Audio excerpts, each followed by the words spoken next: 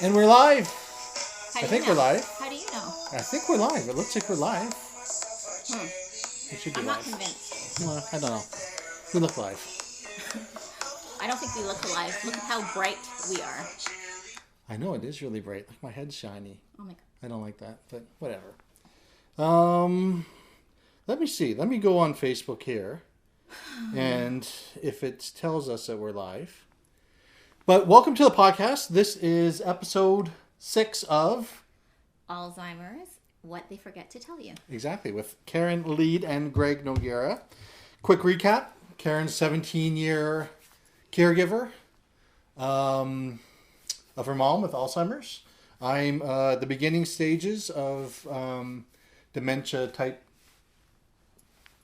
My dad hasn't been diagnosed, but he's got dementia type symptoms. Can you explain dementia type symptoms? Sure. In my experience, because I don't know. I'm not. I'm just kind of living this through. So what I see with my dad is short-term memory, like within seconds he can forget. Okay. So just so that people understand what you mean by that, because I don't think a lot of people even know what dementia is. We keep having this reoccurring theme. Yeah. That people don't know. And They're I not think, aware. and I think like being forgetful is kind of normal. Like if I tried to remember my grade 12 history teacher, like I might not remember. But with we see we got some comments. I know, but we can't even read it. So. But with they say don't buy. Oh. I don't know. We can't read. Like I have my We glasses probably look on. really weird. Like, huh? Yeah. But with my dad, it's like really short term, where he'll ask a question, we'll answer it, and 5 minutes later he'll ask the same question. Okay. So it's a lot of repetitive stuff. There's a lot of fixation on certain things that I've talked about, like the temperature or just little things. Yeah. We didn't even get into the fact that. Did we talk about that? It's 2-ish. Like. Yeah, we were going on at 2:00, but with a like Trini 2-ish, which at 2:36, that's pretty good. My watch like that's early Trini almost. There was 2 in it. Yeah. There was a 2 in it. That's how Trinis are, okay? No, I get it. I totally understand. But if we're gonna schedule something, like we did say, it would be 2-ish. So you put the ish to get out of it. But if you said 2:00. Why? I would be like, because people might plan their day to listen to us, which would be very nice. We've got to be respectful. Okay. All right. Anyways, we do as usual. And you know what? We were going to do this early in the morning, but then I said, well, it would be wrong to drink beer at 10 in the morning. So we switched it to 2-ish. So it's a much more respectable time to have a Okay. Bud Light Radler. We're not sponsored by Bud Light. But Radler. we'd like to be. And I like the Radler. It's not like a manly beer, but I don't care. Juice, basically. Yeah. It's not really a beer. Yeah, but it's like, and it's not even very strong. But whatever, I like it. Okay. So how was... Are we doing a cheers then? Of course we are. Okay. Cheers. Salute. Cheers. Something fun. Okay. Right? Oh, You yeah. could do that. Yeah. Okay. So yesterday I was taking my dad out. We do shopping, and we end up going kind of out of town to Georgetown because it is... it is. We're so distracted. We Hey, should take Rodney, off. it's lonely in here. Oh, poor Rodney. So you should have a beer and join us, and then you won't feel so lonely, Rodney. Looking for sponsors, Rodney. Yes. You know where you work. What does Rodney do? I'm not going to tell. He knows what he does. Okay. Rodney, can I tell? Just tell me if I can tell. I'll do a shout out. He's laughing. See, because part of the podcast world is eventually, one, we want to get messages out that we want to talk about, and two, we want it to springboard into other things. Like Karen's very involved with the Alzheimer's. I'm not gonna say it's society, but the Alzheimer's world, like what's going on in Canada and in the States. You've been to stuff, so our message is, or our plan is to eventually take it to different platforms, or what is our plans exactly? I know, like, you've got some long-term plans that we can talk about as well. Yeah. And part of we've got Karen's book in the background here. Oh. Karen's book, which actually sparked me kind of reconnecting with Karen. We briefly went to high school, but we kind of followed each other on Facebook. And then when I was starting to go through stuff with my dad, I kind of, hey, I want to read your book, and started from there. Yes. So I was telling a story. So yesterday, we go away, and for some reason, my dad, he wanted to sit in the back of the van instead of the front, for whatever reason. And then my mom's like, no, sit in the front. It's hard for you to get out. It's awkward to get in. And my dad is like, I'm still the boss. And my mom's like, no one ever said you weren't the boss, but you just need to listen to what I tell you to do. But she said it totally innocently, like, yes, you're still the boss, but you got to listen to exactly what I say. And I'm like, I don't think you get what being a boss means, but if he feels like he's still the boss. Permission to say that he's the boss. So, how was your week? How was things with your mom? The same. It was not too bad this week. Yeah. Not as bad as last week. So to recap, your mom is in the final stages. Yes. She's in palliative care. At the end stages of Alzheimer's. Yeah. Yeah. And you published an article today that you put on personally? Facebook. Well, you were the author of an published article. Yes. That's the same thing, no? But you published an article. So you were published today. Yes. And I thought it was an interesting read. So it's in Karen's feed, like your personal one or your author feed? Your author Facebook? I didn't share it to the author yet, but I will. So those of you that are... I put it on LinkedIn too. It's a very good article because it goes through the stages. So I wish I could read these, but I can't.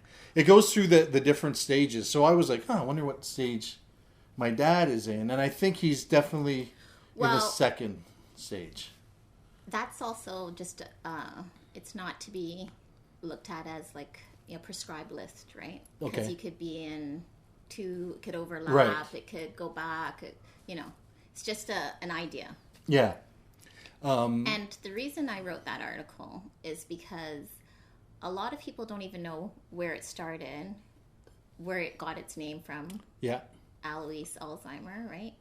And how it affects the brain. So I just wanted to clarify that. Yeah. Yeah, and I guess we have to get into a little more of the technical because it is, it's not widely understood where heart disease, I think most laymen have much more knowledge about what causes heart disease, buildup of plaque, but Alzheimer's, you don't, it's like this mystery, and dementia is this mystery thing that people, is not really clearly defined. Right. So I think it's important to find out because it is a physical, like there are physical signs. There is testings that can determine that you do in fact have it, which is the first step in accessing the help that you need. That's right. I really want to read these comments. I know. Maybe we have to get this closer, or you can put it on your phone as well, and then maybe you can read it. Okay. On your lap there. So the article just kind of goes through the history, where it came from, or how it was, how the terms came about, and the first time. And I don't know, I wonder if that's relatively late because it's the early 1900s. But it's something that's probably been going on. Oh, that reminds me. I was wondering if you have any knowledge on are there some environmental factors that have been linked to developing it that people can avoid? They say there is if you were exposed to... Come over a little bit more. What are you talking about? On mine. You're just looking at yours. That's right. Yeah. That's all that counts. Yeah, exactly. No. They said exposure to mercury, which is interesting because back in the day, my mom was a registered nurse, and the thermometers back then had mercury in it. Yeah. So, I don't know. And then, they're saying there might be a link to Diet Coke or Diet soda. The aspartame? Yeah, 'Cause aspartame I know in there's the weird thing is I just watched another, and the thing is when you watch stuff on Facebook, I guess you have to take it with. This is why I think it's important to have multiple sources on any subject, just That's in right. general. Exactly. But I was looking at something that was talking about vaccinations and the issues with vaccination, and part of all vaccinations given to kids is there is mercury as part of the ingredients. See, my thing is, Yeah. Oh, Karen's just reconnecting on hers. Let's see what's going on there. it's your internet. I told you that's why I'm not on the internet, and I did talk to Bell, and they say it's fine. So.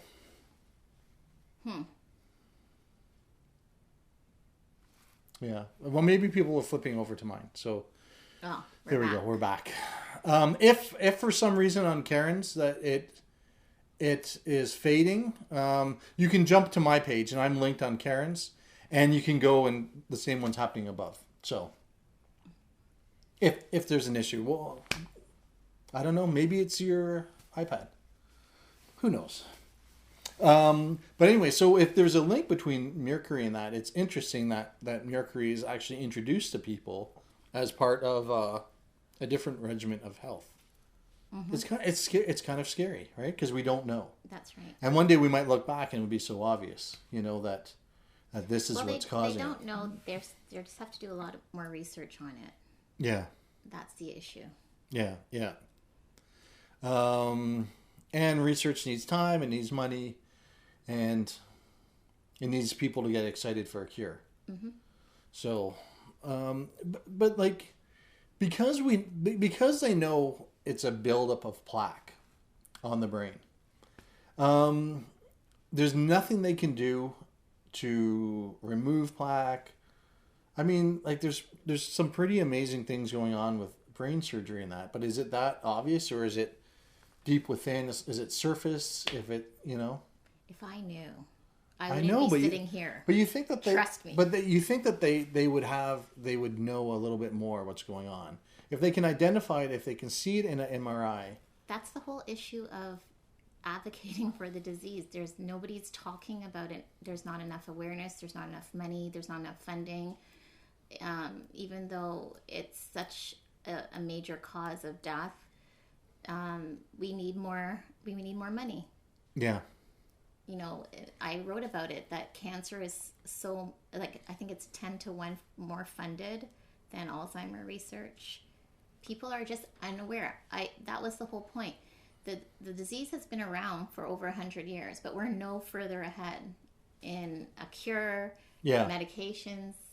Well, you did touch on in the book of the one medication that had some promising results. What were those results? And what was the medicine? Do you recall? Aricept and memantine, yeah. And what have they done, or what are they? Well, Aricept is just for mild to moderate Alzheimer's, and it's usually prescribed. But we spoke about that when you're diagnosed, Alzheimer's probably presents. You probably have Alzheimer's 10 years prior to diagnosis. Right. So by the time you're taking Aricept, which is the first medication that they will prescribe to you, you've already had it for 10 years. So you're probably not at the mild to moderate stage. You're probably definitely at the moderate to severe. So you're on the wrong medications, right? Yeah. So, and memantine is for moderate to severe. So, they'll just determine from an MRI that you have plaque on your brain. Right. But they are not going to know exactly where you are, especially if they're doing a mental exam to, right? Yeah. Assess. Nope, this is looking at a question. Do you see it? Yeah, do I want to tag? Yes. Yeah, I will. I'll tag you. But I can't do it right now because it's all the way over there. Yeah. So what else is going on with you? I sensed this week that you were a little quiet. Yeah, I get like that. And why is it? Because we're talking about caregiving, right? So, when I'm going through anything, in terms of, I say it because it is. I sometimes feel sorry for myself, and when I get into that stage, I don't want to talk to anybody. Yeah. I don't want to drag anyone into my mood. So I get that. Yeah. I'm just by myself. I find when I've had like a very active day, doing stuff with my dad and that, I'm the same way. I'm like, I don't feel like texting anyone. I just kind of want to shut off. And I'm able to do that at this stage, but you're not even at the like, you can't even just, it never ends for you. It never shuts down.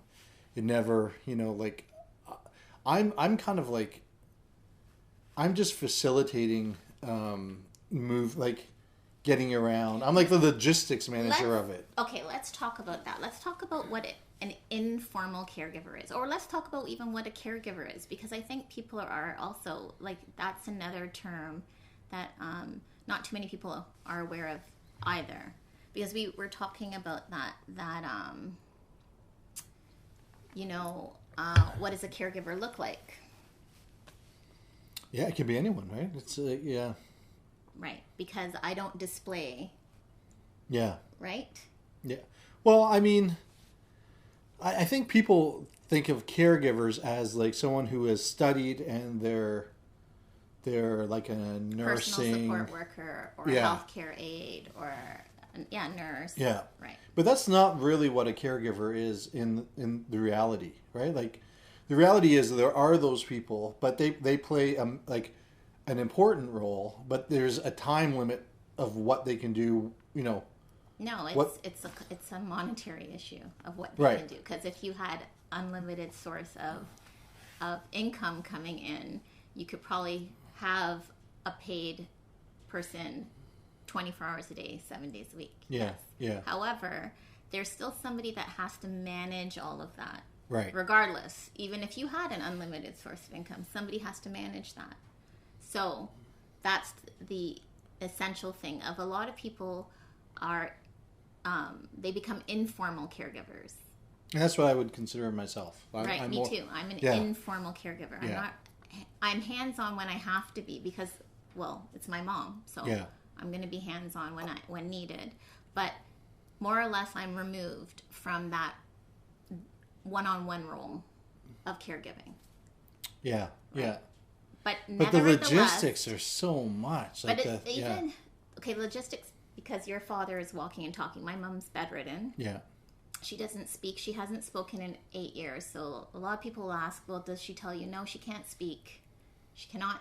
She hasn't. I haven't heard her voice in a long time. So can you move over just a little more? Just look at mine. Yeah. Again, make me feel. I even told you got to be on the crack. See? There we go. This is so awkward. Well, I mean, it doesn't have to be. So, sorry. So, I was right in the middle of a point. I know. I'm really bad at blurting things out. And I'm really bad at getting back to the point. Okay. So let's just rewind it. Yeah. Okay. So you were talking about my dad's, your mom is not, hasn't talked for a couple of years and is non-communicative. You liked saying that word. I know, but I stumble on it every time. But why do you say it then? Choose another word, a synonym. Okay, well, like if you struggle with a word, don't say the word. Communicative. See, we're sounding out every syllable today. Yeah. Sorry, I derailed it. Okay, so your mom is no communication. She's not communicative. Anyway, yeah. So it just, I mean, that probably adds a whole series of layers onto your job. No, it just, of course it does. The sad part of it is now it's just watching and not being able to do anything. And not knowing. I don't know if like today's going to be the day that my mom decides to leave this planet, you know, and transition on. I don't know. I never know. And so that makes it a little bit difficult. Because I guess it weighs on you with everything you do. like you were talking about, you're telling me that even if you have a night out, like a rare night out, you can't really immerse yourself in being out because Like I have to have my phone yeah, always on, and I don't know why. It's like sometimes it's, I think, just a habit, but you're just waiting for like bad news, like, yeah, you're always checking. Is it going to be now? Is it going to be now?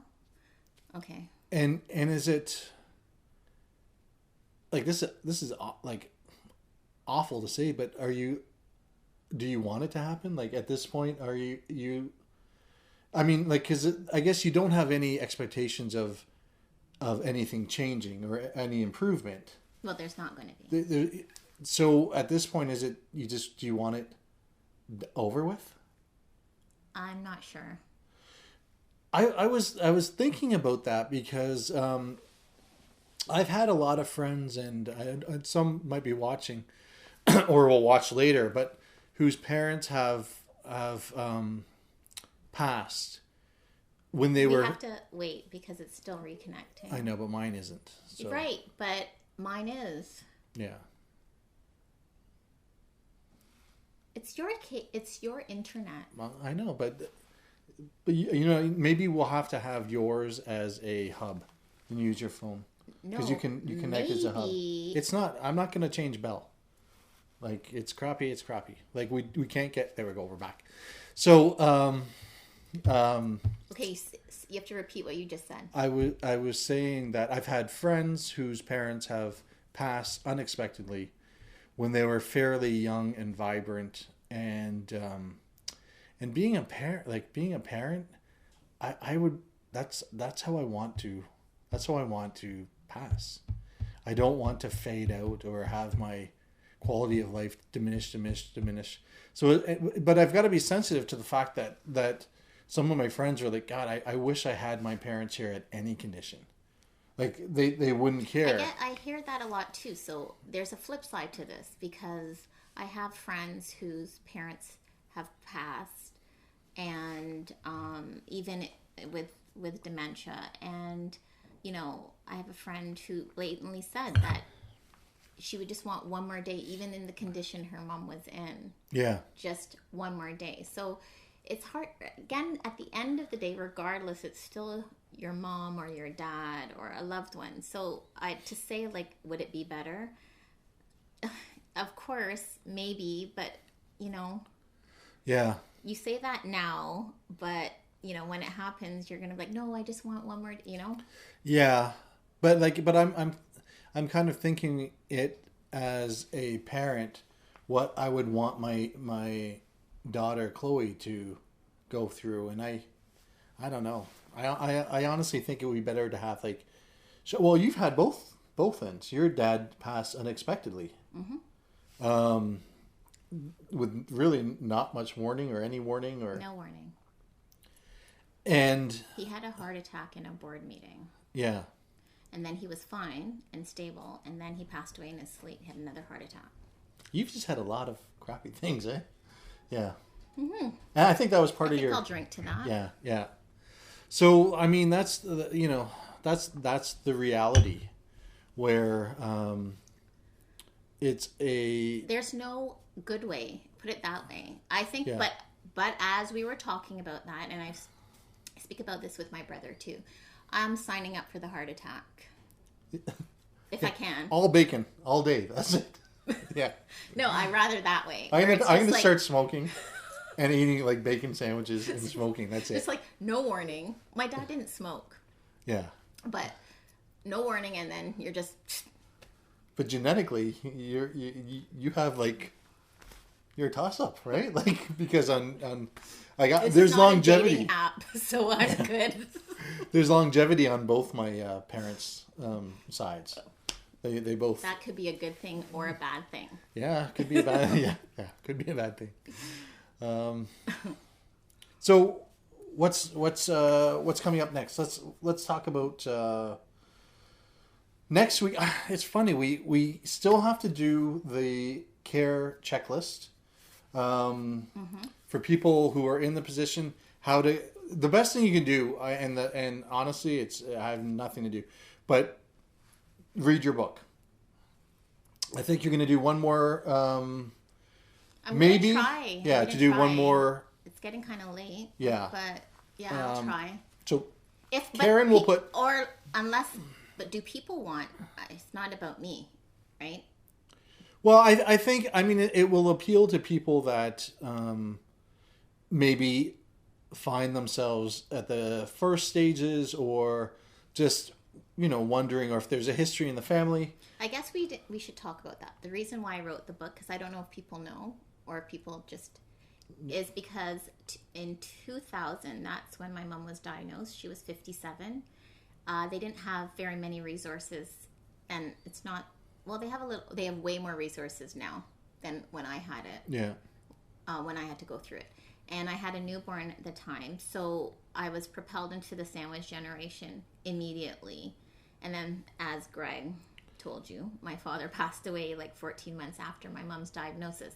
So I had to figure out these things on my own, and I found a lot of things by accident. I had to research a lot of things on my own. No one was helping me navigate through the healthcare system. And so I started journaling for cathartic purposes because, I couldn't handle it. And then, as I found out something, I would add it in, and then it just turned into a book. So it took 13 years to write. It wasn't intended. That wasn't the intention. It's not really finished yet either. There's more to add to it. No. Yeah. Yeah, because I kept stalling to publish it because I thought the book was somehow connected with my mom, and I figured if I publish it, maybe she's going to die, and clearly she's not ready yet. So I have to add now the palliative journey of what I'm going through now, because my mom's still in my home, and she's been in palliative care, now 2 years.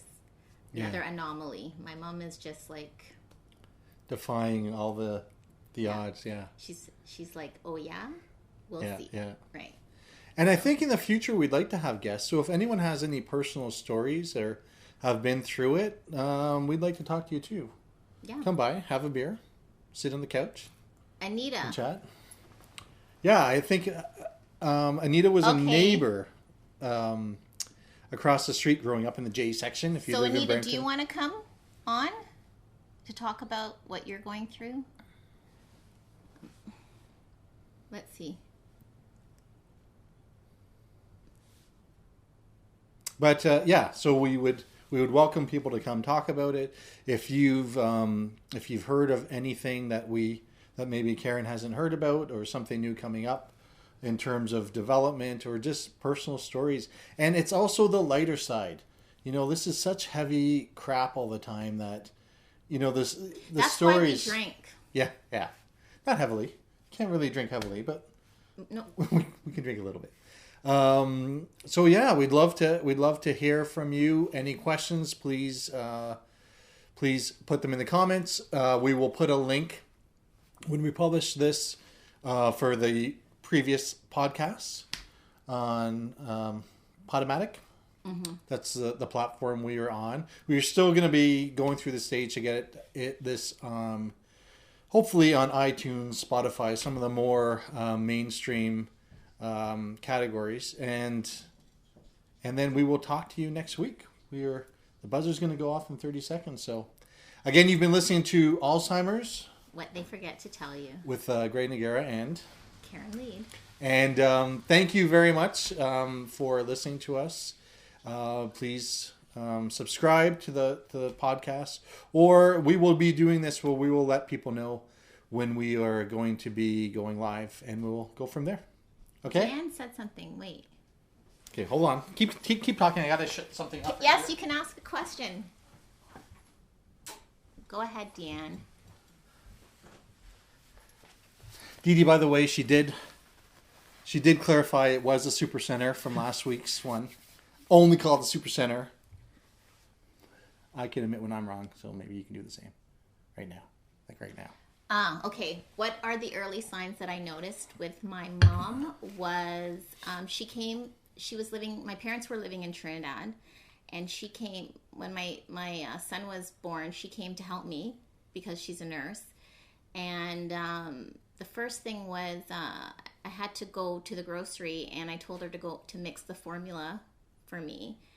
And when I came back, she didn't dilute it. She didn't know that she should just read the back of the can, and she would have known that you have to dilute it. So to me, that was like a big flag, because she's a nurse. So that was easy. And so immediately I said, okay, let's go to the doctor. And I thought it was menopause because she's 57. And I heard that sometimes those things can happen. If you go through menopause, you get confused, you sometimes forget. So I thought that's what it was. It was just things like that. And before that, prior to that, like if I'd go to visit my parents in Trinidad, she would do things like, my brother used to call it the echo game, because she'd repeat. So like he'd say, oh, Mom, where's my keys? And she'd be like, keys? And then he's like, we're playing the echo game again. But it was her brain trying to process, like, what are keys? Like, and then she would find the keys. So it wouldn't trigger us to know, like, okay, there's something wrong. But now, of course, in retrospect, I can see clearly that's a sign of repeating, asking the same question. And maybe things that should have been automatically thought of took a little work to think of. Yeah. And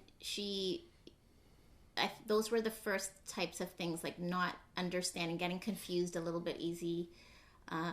Just things, you have to notice things that are not in their character.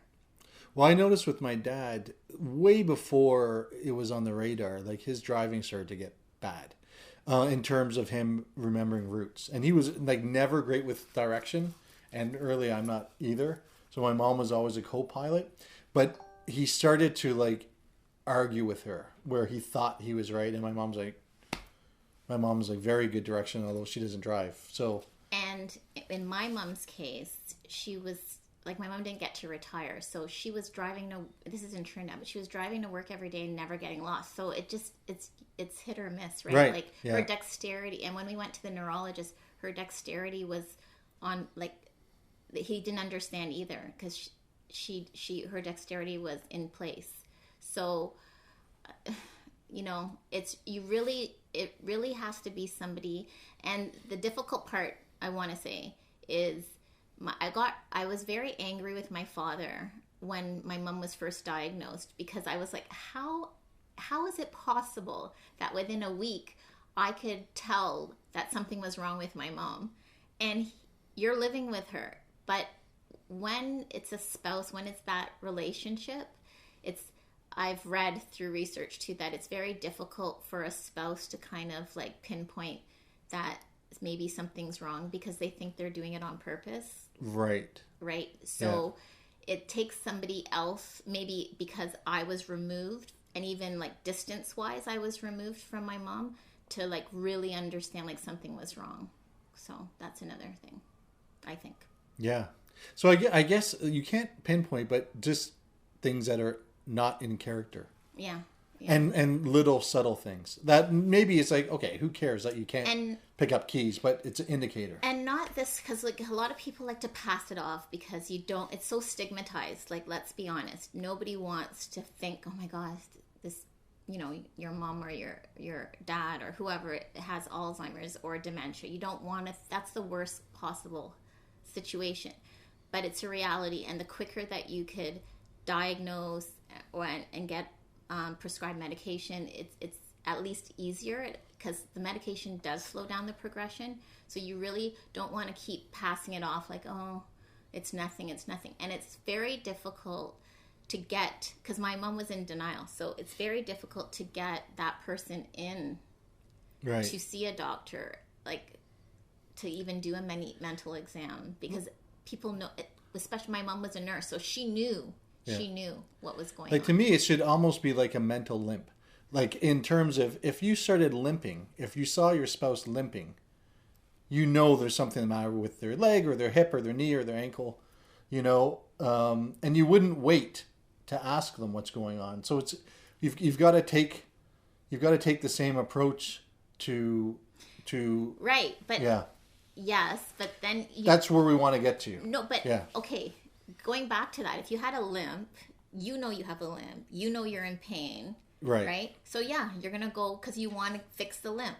But Good point. it's a Yeah, brain very good point. disorder that So you don't realize. neurologically they don't even realize they have the illness, and then you're going to try to convince them that something's wrong, and they don't think something's wrong.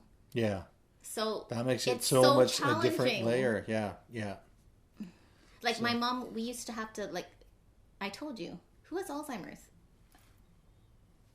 We couldn't even talk. We couldn't even say the word Alzheimer's because she was and so she had devastated. so much more knowledge about it. Right? Yeah. She's like, why do you keep saying? Why do you keep talking about this Alzheimer's thing? Oh, I don't know. Yeah, yeah.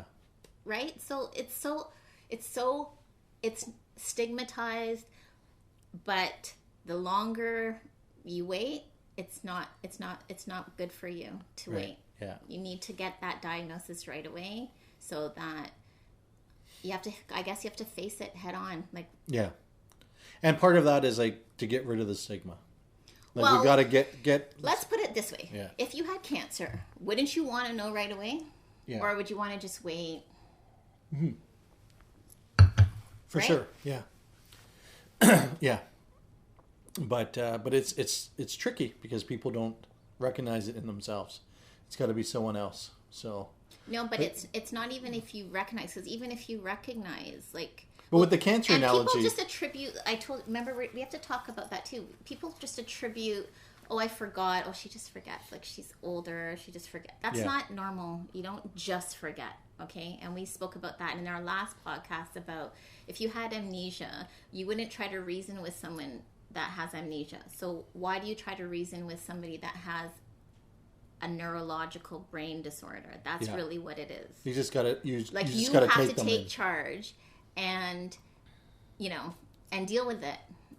If it's if it's too sensitive, get a neurologist to deal with it. Get a specialist appointment. So if you're a kid, if you're a we're old. Yeah. But if you notice this in your parents or in loved ones, then it's a hard conversation for your parents to have together. Maybe you just have to take charge and be like, you know what, we're doing this, and let mom or dad be mad at me, but I'm kind of driving the bus and we've got to get this looked at. So, food for thought for next week. We will see you, I think, next Thursday. I think we're going to do this on Thursdays. Okay. Let us know if that works for people. Two-ish. So, but have a fantastic week. Subscribe, like, share. Please share the video. And everyone's got a lot of friends, and this might help one friend just you never recognize know. something. You never know. Yeah. That's really it is. Like, this is just because it's very late for me in the game, and this is just for other people. I can't benefit from this. Yeah, yeah. And so that's why I do it. Yeah. Because if I can help somebody else, that's good enough for me. Awesome. Okay. Have a great week. We will talk to you next week. Yes. Take care. Okay. Bye-bye.